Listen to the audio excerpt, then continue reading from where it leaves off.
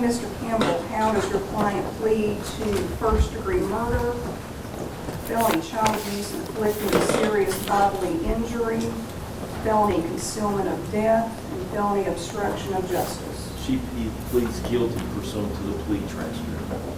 And does she stipulate that she will be a level 2 for the purposes of felony sentencing? She does. If I may approach? Yes, ma'am. Thank you.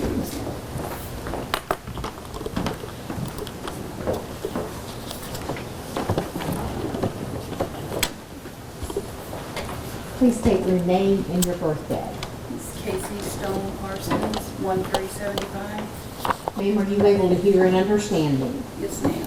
Do you understand that you have the right to remain silent and any statement you make may be used against you? Yes.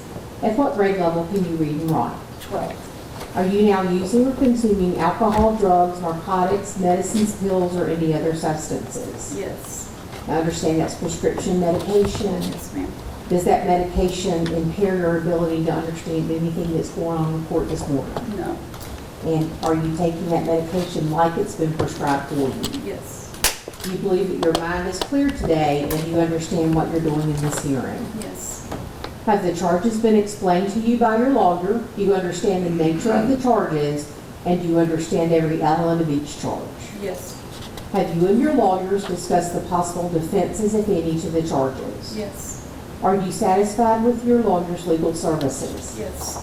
Do you understand that you have the right to plead not guilty and be tried by a jury? Yes.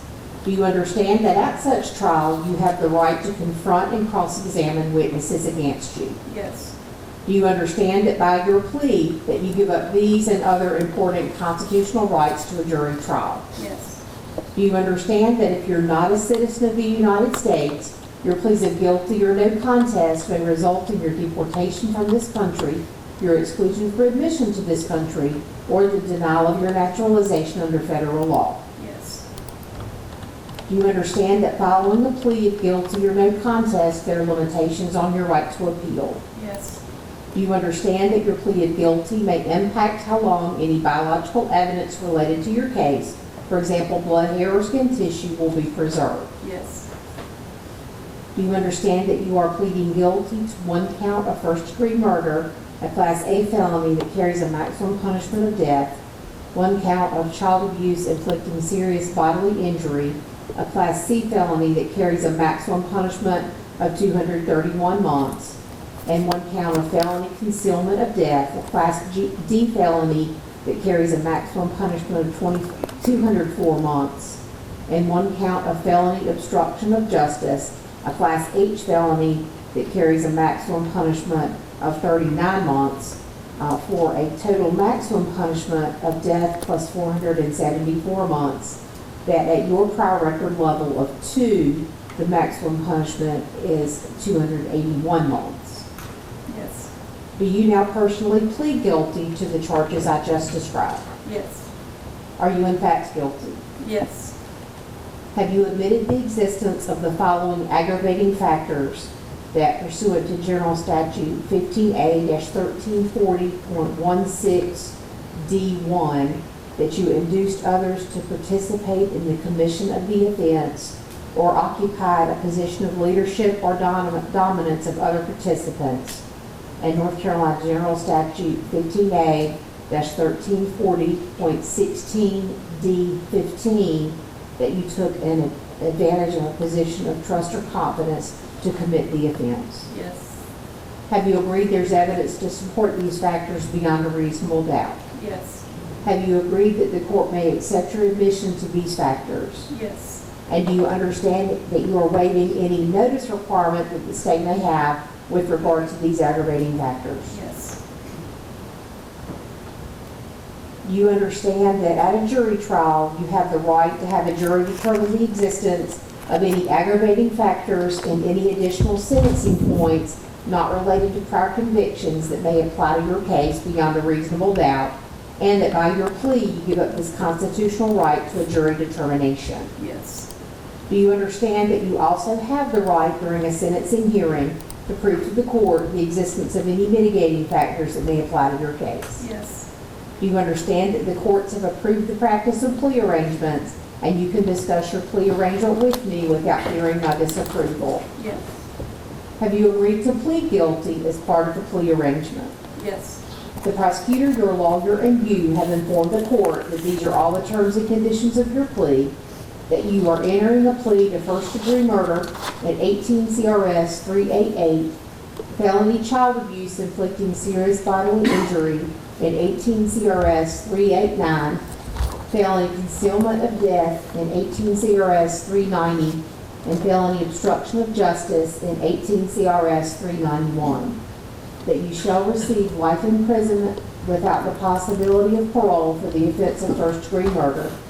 That pursuant to the aggravating factors that you admitted on page 2 of the transcript of plea, that you shall be sentenced to active sentences in the maximum aggravated range for the offenses of felony child abuse inflicting serious bodily injury, which is a Class C Level 2, felony concealment of death, Class D Level 2, and felony obstruction of justice, Class H Level 2, that all three felony offenses shall be served consecutively to each other and consecutively to the offense of first-degree murder, that these sentences shall also be served at the expiration of your current federal sentence. Is the plea arrangement as set forth within this transcript, and as I've just described it to you, correct as being your full plea arrangement? Yes. Do you now personally accept this arrangement? Yes. Other than the plea arrangement between you and the prosecutor, has anyone promised you anything or threatened you in any way to cause you to enter this plea against your wishes? No. Do you enter this plea of your own free will, and do you fully understand what you're doing? Yes. Do you agree that there are facts to support your plea and your admission to aggravating factors? And do you consent to the court hearing a summary of the evidence? Yes. Do you have any questions about what's just been said to you or about anything else connected to your case? No. Thank you, ma'am. And clerk, would you swear? Place your left hand on the Bible and raise your right. You solemnly swear that you've had read to you these questions and answers, and you understand them, answers that you've given in open court are true and correct. Yeah. Yes, ma'am. Thank you. Mr. Campbell, Mr. Reddick, you stipulate to a factual basis for the plea allow the state to narrate. Yes, ma'am, pursuant to the plea transcript. Thank you. One point of quick clarification, Your Honor. The maximum the defendant is exposed to the law would be death, plus the level 2 maximum is on the transcript. Just want to clarify that for the court record. Yes, ma'am. Your Honor, this investigation began on July 30th of 2013 when Jamie Parsons, who was approximately 20 years of age at the time, and his uncle Scott Parsons met with deputies at the Rowan County Sheriff's Office in reference to Jamie's sister, Erica Parsons. Jamie stated that he was living at his parents' house. Casey, the defendant here today, and Sandy, his father. As the court is aware, Sandy Parsons' case is pending as a co-defendant in this matter. They were living with them at a residence located at 218 Miller Chapel Road in Salisbury, Rowan County, until about 2 months ago when Jamie stated he moved in with his uncle, Scott Parsons. Jamie stated to law enforcement that in December of 2011, his adopted sister, Erica, who was approximately 13 years of age at the time, disappeared from his parents' residence. He stated at the time when he woke up one morning around 8 a.m., his mom, Casey, and his father, Sandy, were not there. As he started to look for them, they were driving up the driveway. His mother, Casey, told him they had been to Asheville. Jamie asked where Erica was at, and Casey told him they had taken Erica to stay with her biological grandmother in Asheville. Jamie stated that his father's face was pale white. Jamie stated that Erica never returned to the home. His uncle Scott, who is Sandy Parsons' brother, stated that Sandy would give different stories when asked what happened to Erica. Scott recalled on one occasion that his brother Sandy told him he didn't want to talk about it. Jamie stated that both he and Erica had been abused in the home, more so Erica than him. He stated that on more than one occasion, his mother, Casey, would place Erica's hand on a hot stove as punishment. She would have the other children in the home hit Erica. Jamie stated Erica had scars on her back from the abuse and compared Erica's back to that of Jesus' back. Jamie stated in 2007 or 2008 that he had accidentally broken Erica's arm. Jamie stated he did not report the abuse because he was scared of his mother, Casey, and didn't know what his parents would do to him. He stated 3 of his siblings are currently living in the home: Brooke, 17 at the time, Sadie, 9 years old at the time, and Toby, 6 years old at the time, and that they are not in school. Jamie stated that his mom, Casey, took the kids out of school to homeschool them. However, she would take the test for the kids. Jamie stated that his parents continued to receive the adoption assistance funds for Erica, even though she has not been at the residence since December of 2011. On July 30th of 2013, deputies in Rowan County DSS went to Casey and Sandy's residence on Miller Chapel Road to inquire about the status of Erica. Sandy was at home and stated that Erica was living somewhere in Ashboro, but he didn't know the address or who she was staying with. He stated that Erica never returns any of his calls, but he could not remember the number that he called Erica at. Sandy stated that they still received the adoption assistance funds, but mailed the money to Erica's caregiver. However, he could not provide an address, and that deputies and DSS would need to speak to his wife, Casey. On this same date, deputies in Rowan County DSS returned to the home to see if Casey was back. Sandy stated he still did not have any information for them. His wife, Casey, then came home and stated that she knows where Erica is and that Erica is safe. Casey stated that Erica is living with her biological grandmother, Irene Goodman, in Asheville. Casey stated they were still receiving the adoption assistance checks along with food stamps for Erica. Casey stated the last contact she had with Erica was in April of 2013 on Facebook. DSS asked her to locate Erica on Facebook, but she was unable to do so. Then, Casey located a girl on Facebook with the same name as Erica and stated to DSS that that was in fact Erica. However, this girl lived in Gastonia. Both Casey and Sandy stated that someone was setting them up as revenge.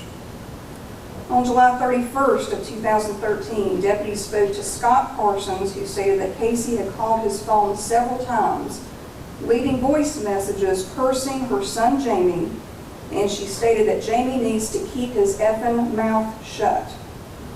Officers located Erica's biological mother, Carolyn Parsons, who stated that Erica could not be living with Irene Goodman because Irene Goodman had been dead for several years.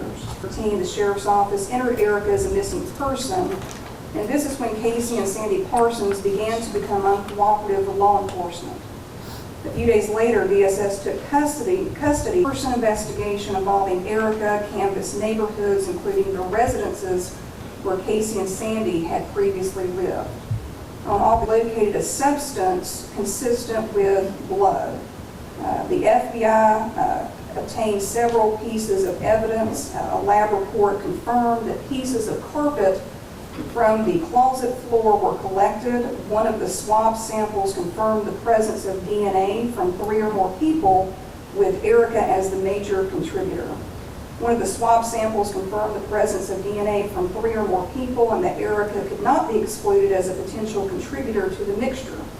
One swab sample was not suitable for matching, but closet baseboard and drywall confirmed that Erica was the source of DNA. Jamie Parsons, week 20th through 21st of 2013, the Dr. Phil show aired. During this 2-day episode, the sheriff's office received approximately 350 phone calls, ranging from psychics to mediums to other folks who claimed to have seen Erica or knew what happened to her. By the end of August of 2013, Casey and she had burn marks in different places and her hands were all tore up. Won't find her. Casey is smarter than the FBI.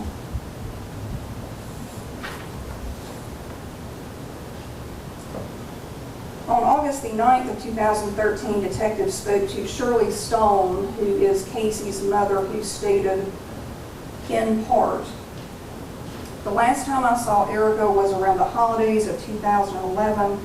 Erica was at home sitting in the living room floor beside the chair Casey sits in. Erica didn't talk much. I knew something was wrong between Erica and Casey. The first time I saw bruises on Erica, she had a black eye, and she always blamed it on Jamie. I saw bruises on her bottom when she was about 6, and Casey blamed it on Jamie. It got to where Erica always had marks on her face, but it was always blamed on Jamie by Casey. We always, my husband and I, talked about it and wondered if Casey and Sandy were hurting her, but we would brush it off and try not to think about it. Now I realize it was just me not wanting to believe my daughter would do that. Erica was always sad. Casey told me many times she hated Erica. She didn't want Erica in the family. One time I caught Erica in the closet, but Casey said she was in there playing. She was up in the corner. There, right before Erica disappeared, her fingers looked horrible, and they were bent up. Casey said she chewed on them all the time. For a long time, I begged Casey to let me take her and give her to DSS, but she wouldn't do it. 2 weeks before Erica disappeared, Casey told me that Billy's mom, who is Erica's biological father, Irene, contacted her and wanted to meet Erica. She said Billy had died and Erica was all she had left. Later, Casey started calling her Nan. Casey said she was thinking about letting Erica go live with Nan. Casey said Irene had come to pick Erica up the day before and told Erica that she had tons of presents under the Christmas tree for her. Now Casey swears she never told me that story. Casey said she and Sandy took Erica halfway to Asheville to a McDonald's and dropped her off to Irene. She said that around Erica's birthday, February of 2012, that we were all invited to a birthday party for Erica, but later we were uninvited, that Erica didn't want our family there. A few weeks after Christmas 2011, Casey said she just felt so bad about Erica. She never liked her and felt like she mistreated her. She wanted to ask for forgiveness from Erica, but that she didn't know how she would ever do that. She said she would never be able to talk to Erica again because Nan wouldn't let her. Casey had said she had talked to Erica and Facebooked her, and Brooke said that too. One time in 2008, Casey walked over to Erica and grabbed her by the neck and pushed her down on a bench. My husband grabbed Casey and fussed at her, and we left because we just couldn't stand it. Erica was always in the corner beside the entertainment center and always grounded. The last several years, they wouldn't let her eat any time that I was around.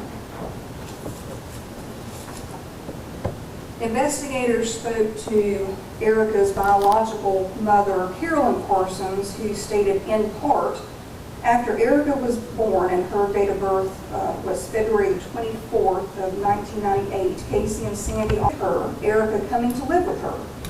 She stated she met Erica, Casey, Sandy, Brooke, Toby, and Sadie at a fast food restaurant in Mooresville for about an hour. She said Erica was timid and shy. They agreed to spend time together, but about a month later, Casey said Erica didn't want to have anything to do with Carolyn. She said she kept in touch with Casey, who would say that Erica was doing fine. In 2013, Casey said Erica was with Billy Goodman's mother, and she told Casey Billy Goodman's mother is dead.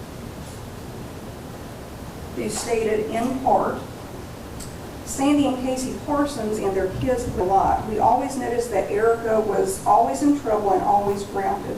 She never played with the other kids and was treated different. I saw them went to the beach. We thought Erica went with them. About 2 or 3 days later after they left, we found Erica hiding under a bed because we were just used to it. The last time I saw Erica was in early of 2011. After the last time we saw Erica, Casey told us Erica went to stay with Nan. Casey told me all the things Erica was able to do with Nan. On August the 1st of 2013, Casey Parsons stated to investigators in part, in 2011, Nan contacted her via Facebook. By the end of September of 2011, she and Erica had met Nan at McDonald's in Mooresville. And after that meeting, Erica went to live with Nan. Erica said she had a great time. She rode horses and that Nan lived in a brick house. In February of 2012, Nan invited them to Erica's birthday party, but canceled because Erica was in the hospital to have an appendix removed, and she gave Nan Erica's Medicaid number. And that was the last time she spoke to Erica. The defendant stated that Erica has never had any broken bones, no visible birthmarks, no scars, etc. She stated in December of 2011, she and Sandy took Erica to McDonald's in Mooresville, the usual place they met Nan. They had packed Erica's clothes in a suitcase, but Nan had bought her new clothes, so Sandy brought her coat and suitcase home. She stated that Sandy was laid off from Food Line May 25th of 2012, and then she was done with this interview. On August the 14th of 2013, Casey Parsons again spoke to investigators and stated in part, "We had met Carolyn at Whataburger in Mooresville in June of 2011. That's the first time she saw Carolyn since Erica was 2.5 years old. Carolyn had contacted me, reaching out to start getting to know her over the years, but contacted Carolyn to see if she wanted to meet Erica at a restaurant. And she had a lot of health. I had a lot of health problems, and considering giving Erica back to Carolyn because of it. When we got in the car, Erica's first words were, 'Please don't make me see her again.' Carolyn kept sending me Facebook messages and wanting to see Erica. I met Nan on Facebook. Nan sent me a message, and by the end of September 2011, we agreed to meet. We met at the Mooresville McDonald's on a Saturday, and she came back Sunday. Erica had never friendly reminders, and Erica would scream. Once, Mom made Erica stand on the deck in the sun during the summer without shoes, and Erica's feet got blistered. Erica got a lot of beatings with my dad's belt. When me or my brother or sister got in trouble, we got put in timeout or stuff was taken away from us. These beatings mostly happened at the Spencer house and at Miller Chapel Road. Erica always smelled bad because Mom didn't let her take a bath. Erica had a lot of cuts and bruises and black eyes from Mom hitting her. My dad hit Erica, but Mom did most of the beatings and left marks. Erica always was in a corner that she had to stand in every house. Even when Mom wasn't around, she made us put Erica in a closet. In 2010, Erica was singing. Jamie got mad, and I heard Erica scream. Jamie told me he grabbed Erica's arm and broke it. Jamie said he didn't mean to do it. Mom called Dad home, and Dad sent me to Walmart to get first aid stuff. Mom made a cast for Erica's right arm. It never healed right and was never straight. We moved in with Steve and Janet Parsons for a couple months until we moved into the Miller Chapel house. I saw Mom tell Erica, "I hate you." At the end, before Erica disappeared, the beatings were at their worst. At the Miller Chapel, Erica started eating out of the trash can. Mom made up lies about Erica so the family wouldn't like her. Erica stayed in the back bedroom closet. During the day, Mom made Erica stay in the hall closet. The last week before Erica went missing, I remember her being in really bad shape. I remember we opened the closet door, and Erica had wet her pants. She was laying on the floor. She was weak and could barely get up. Mom was feeding Erica crackers and water. That was the last week that Erica told Mom, "I can't breathe," and Mom told Erica, "Shut the F up and get in the corner." Dad was sitting on the couch and heard this. She smelled really bad. Her skin was blackish and didn't look normal, and she had open cuts. I remember that Erica went missing early on December 17th of 2011 because we went to my cousin's birthday party later that night. Early that morning, my mom woke me up, and I remember the sun was just coming up, and Mom said, "Nan is 30 minutes from Mooresville." They went to see her, and she said they were driving down from Asheville. I woke up close to lunchtime, and Mom and Dad were home. I never saw Erica again after that day. In October of 2016, Rick Parsons provided some additional information to Lieutenant Moose, which included that Erica stayed in the closet or stood in the corner most of the time, specifically in the days before she went missing. A day or two before Erica went missing, Erica said her chest hurt to her mom and that Erica was not in very good shape physically. On August the 8th of 2016, Brooke Parsons informed Lieutenant Moose that she had visited her father, Sandy Parsons, in federal prison. Brooke stated to Lieutenant Moose that her father told her he would help find Erica and speak with law enforcement. On this same date, Lieutenant Moose contacted Sandy via email, who agreed to speak with him and the FBI. On August the 11th of 2016, Lieutenant Moose and FBI agents met Sandy Parsons at Butner Federal Prison. Sandy Parsons stated, in part, Casey would hit Erica with a belt buckle. When we lived in the Spencer house, Jamie broke Erica's arm. Casey made me go to Walmart and get medical supplies. Casey set the bone and made a cast to go on Erica's arm. Casey didn't like Erica because of Carolyn. The last time I saw Erica alive was on December the 16th of 2011. I knew something wasn't right. On December 17th of 2011, Erica was in the closet at the end of the hall. Erica lived in this closet. Erica kept peeing in the floor, so I put a shower board down on the floor. On December 17th of 2011, Casey woke me up and asked me to go outside. Casey told me that Erica went to stay with Nan. Casey had spoke about Nan for 8 months before Erica died. Casey used my belt buckle to beat Erica.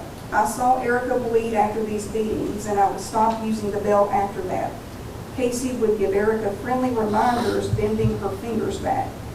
Casey said she wanted to go for a ride, and we rode around, and Casey told me that Erica had died. Casey said Erica committed suicide with pills. Before I woke up, Casey had already put Erica's body inside 2 plastic trash bags inside a plastic tote. I went in this room on December the 18th, 2011, and moved Erica, who was already inside the tote, and placed her under other totes so the kids didn't find her. Erica stayed here until the night of December 19th of 2011. I told Casey we had to do something. On the 19th, Casey and me left and drove out of the county, and I dug a hole. I carried Erica still inside the plastic tote out the French doors and put her inside the truck of the car. I asked Casey why Erica didn't stink, and she said she poured bleach all over her. We drove to the location of the grave I dug. I carried the tote with Erica inside and placed it beside the grave. I stood there and Casey told me to get back, and I walked to the car up the road. The tote was dark blue. Casey took Erica out of the tote and took her clothes off and placed her inside the grave. I joined Casey at the grave and helped her fill in the grave. Casey put the clothes in the tote, and I carried it back to the car, and we drove to a gas station, and I threw the clothes in a dumpster. And I smashed the tote and threw it in the dumpster. Casey started telling the Nan story and told me to let me handle, meaning her, Casey, the story. In September of 2016, we were able to obtain an order that would allow Sandy Parsons to be released from Butner Federal Prison to assist law enforcement in locating Erica. On September 27th of 2016, Sandy was escorted from Butner Federal Prison with state and federal law enforcement. Sandy took investigators to Pageland, South Carolina, and showed them an area in the ground where Erica had been buried. Investigators received consent to search this area along with a search warrant. A human remains detection dog was used in this area and alerted on the area that Sandy had shown to investigators.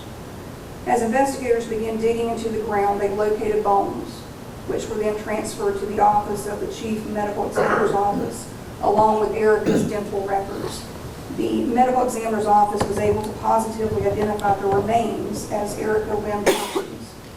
On September 29th of 2016, following the discovery of Erica's remains, Lieutenant Moose contacted Casey Parsons at Tallahassee Federal Prison and spoke with her by phone. Lieutenant Moose did not inform the defendant that Erica's remains had in fact been recovered. In part, the defendant maintained her original statement, denied being to a grave in Pageland, South Carolina, and that Erica was still alive. The defendant denied that Erica would kill herself. However, she admitted that she made Erica stand in a corner for punishment, but she denied other forms of punishment and stated that Erica slept on the couch. On October 1st of 2016, Shirley Stone, Casey's mother, contacted Lieutenant Moose and stated that Casey wanted to meet with him. At this time, Casey had been informed that Erica's remains had in fact been recovered.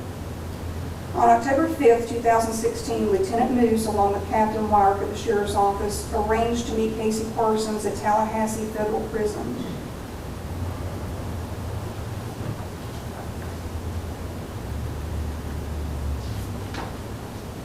Casey stated in part, "I want to provide Lieutenant Moose's statement. On December the 16th of 2000, to the floor. Sandy came down the hall and told Erica to get up. Sandy kicked her in the left side, in Erica's left side. After Sandy went to bed, I gave Erica some ibuprofen, 2 or 3 pills, and we sat on the couch watching TV. At about midnight, I went to bed and Erica was asleep on the couch. Before Sandy went to sleep, Erica said, 'Can I go get a rope? I just want to die.' Sandy yelled out, 'Shut up, or I'll go get her one.' I went to be with Sandy, and we were in the same bed. The next morning at about 6 a.m. or 6:30, I only had one shovel. I carried the bin with the clothes inside back to the car and we left. We drove back to a car wash in Concord and threw the bin in the dumpster.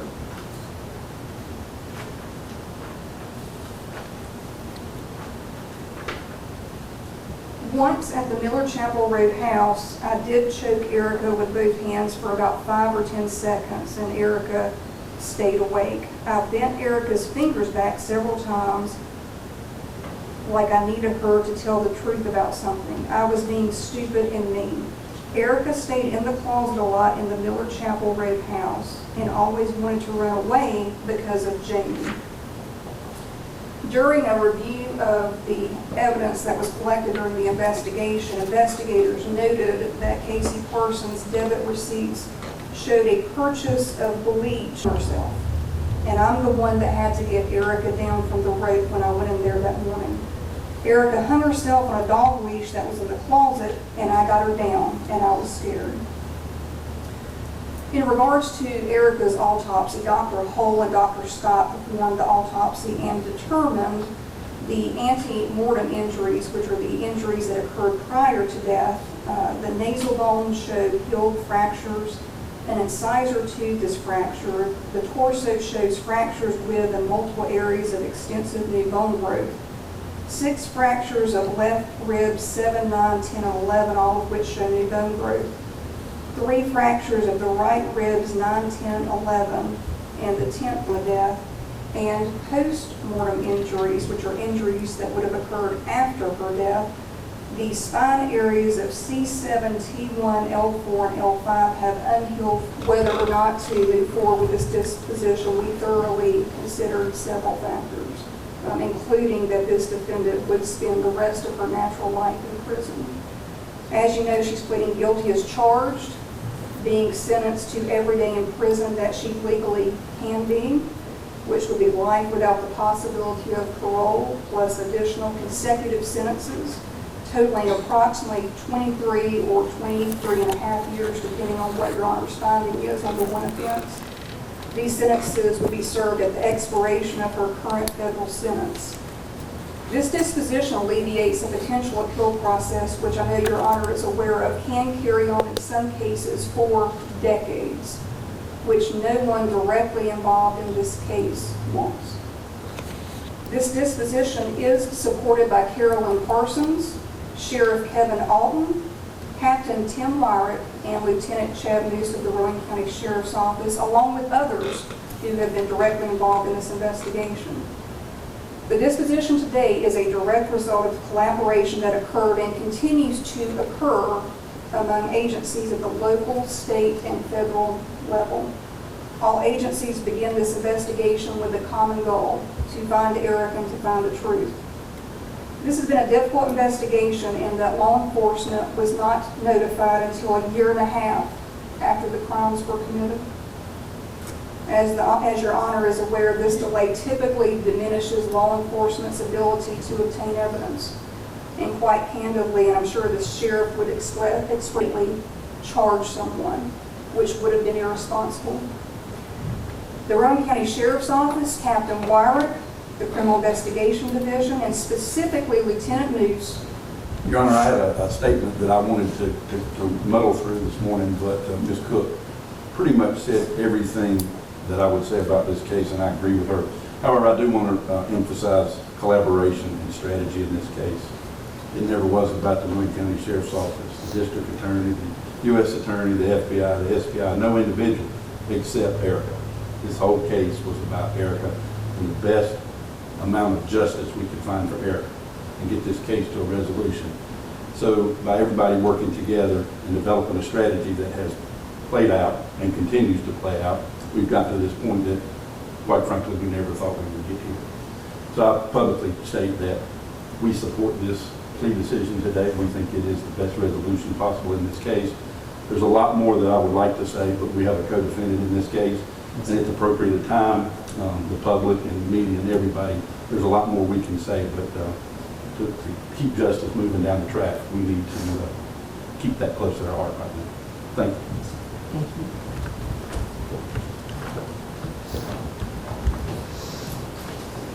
Lieutenant Chadwick. Yes, Your Honor, we do support this plea. I'd like to thank Sheriff Alton and command staff. Allowed us to investigate this case. They reflected a lot of the media attention that came with this case, which is substantial. They allowed us to do a job. I'd like to thank the District Attorney's Office and Randy Cook in particular. We had countless conversations about this case. About strategy and different problems, the many problems that came up in this investigation. She helped us through it every step of the way.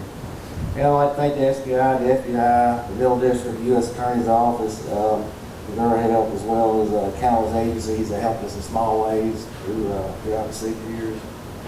And First, I want to say, I want to answer Carolyn back why. I can't tell you why. I don't know why I did the stuff I did. I'm sorry. But God gave me a precious gift, a baby girl, Erica, and He entrusted me to take care of her. And I failed Him and I failed Erica. I failed her horribly. My parents and my sister reached out to me numerous times to help me. Numerous. I pushed them back. I would lie constantly to them, and they would try over and over again. I was supposed to protect Erica. In the end, I failed her by choosing one child over another child. This costed her life that time. And I want to say I'm sorry to God and to Erica. And I want to say I'm sorry to my parents and to my kids, little Sandy, Brooke, Toby and Sadie, and my sisters, Robin and Tammy. With respect to the Class H felony of obstruction of justice, 2 points, level 2, court sentences in the aggravated range to a minimum 10, maximum 21 months in the custody of the North Carolina Department of Adult Corrections. That sentence is to be served at the expiration of the sentence in the Felony Concealment of Death matter. What this child lived through her short life was unconscionable. And this sentence will ensure that this defendant will never be around any children. And it does give me great comfort to know that Erica is in a place where she will not experience any pain or sadness. Thank you. Thank you. Yes, sir.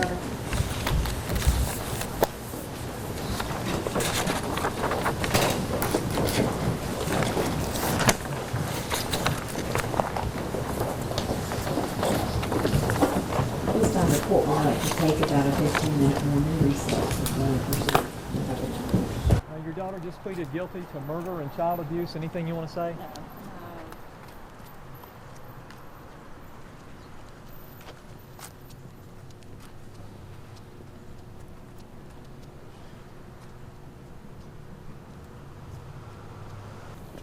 Okay, before we do this, I will say, I know everybody is here together, trying to get here together. If you have group questions and private questions, I will be glad to do group. And then any individual questions or interviews, I will also be glad to do. Let me do what I formally do. My name is Carolyn Parsons. I am Erica Parsons' biological mother. We are here in front of the Rowan County Courthouse today because Casey Stone Parsons pled guilty on all charges. I've said all along that Casey deserved life in prison versus the death sentence. I still 100% agree with that because their life in prison living, her life in prison living, will be worse than any death sentence she could ever get. Her sentences are going to run concurrent. I don't know if anybody heard this, but when that judge made that last statement was, and you cannot be around children. Yee-haw! Casey loses her rights to watch her grandkids grow up.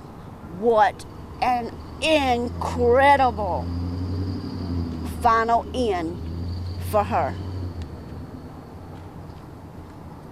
She showed some remorse that we haven't seen before. I mean, we really haven't heard her talk. What did you think about what she had to say for her? I don't know what I believe. I don't know what I don't believe. I know as far as having her other children participate, I just cannot seem to understand how. I don't know why. But she did the one thing I wanted her to do. She at least said something. Saying something sometimes says more than saying nothing. Everybody takes away with this how they see this. I don't know that I believe that she is sorry. I don't know that I believe that I didn't mean to. You stood in front of cameras in 2013 and lied. You stood in front of cameras in 2016 and lied. You have made no efforts to reach out to anybody to come forward with the truth. I have been upfront. I have been honest. I have gave names. I have gave locations, anything and everything I knew. I had nothing to hide. I came back in 2013 to prove, A, I didn't have her, and no, this is not acceptable. And I stand by that to this day. It's not acceptable. It's not okay to hug a kid and pat him on the back and say it's going to be okay when you know it's not. That's not okay. There are more people that were failed and helped fail than just Casey. You heard more than an hour's worth of the district attorney going over torture that was inflicted on your daughter. What was going through your mind hearing that list of everything that she did? Some of it I had heard. Some of it I hadn't heard. I still completely believe that Casey Stone Parsons has no heart. She has no soul. She is a body that is just there. She is an individual who just functions. This will maybe not be closure, but at least Casey is done. The only thing Casey gets is what Erica doesn't. She gets to live. But in return for living, she will probably be in solitary confinement. And every time she gets out, she gets to listen to people talk about her, listen to people whisper about her. She gets to wonder, am I going to make it back to my cell tonight? Am I going to wake up in the morning? What is my life going to be like tomorrow? Oh, that's right, you don't have a life. What do you want to see happen as it pertains to Sandy? I know still more here. This case. Sandy is definitely going to be a little bit harder for me because I watched Sandy grow up. Sandy was in my wedding. But I will still have to say, life in prison versus death for the same reasons.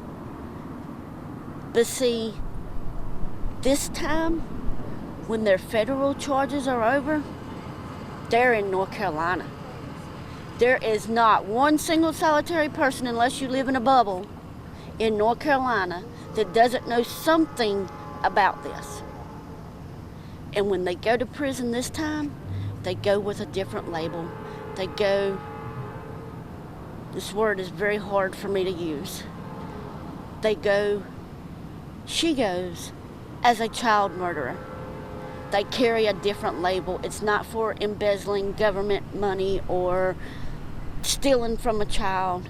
They now go in as a child murderer. That's something they have to figure out, not me.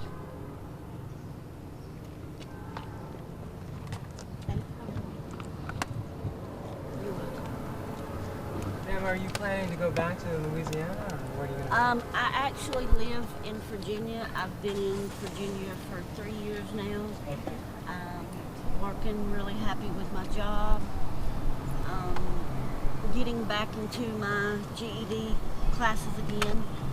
And like I said last time, once I am done with my GED, my sole goal is child advocacy. It's time for people to stop patting them on the head and kissing them on the forehead and telling them it's going to be okay. When you know, when you shut that door and walk out of that house, it is not okay. It is not acceptable. If you can talk to a 22-year-old and tell them it's not okay, then you can talk to a 1-year-old. And if you can't figure out how to do it, then you're in the wrong field. And that's just how it is. I have been a part of the system not once, not twice, 7 times standing. 7 times. One was me, 2 was my brothers, another one was my sister. My oldest 2 were abused by my sister, and now Erica. And the system has not changed one bit. It's time for somebody with enough of whatever to tell the system to fix itself. And I'm just on. I'm not just somebody out here randomly talking about child abuse. I've lived it.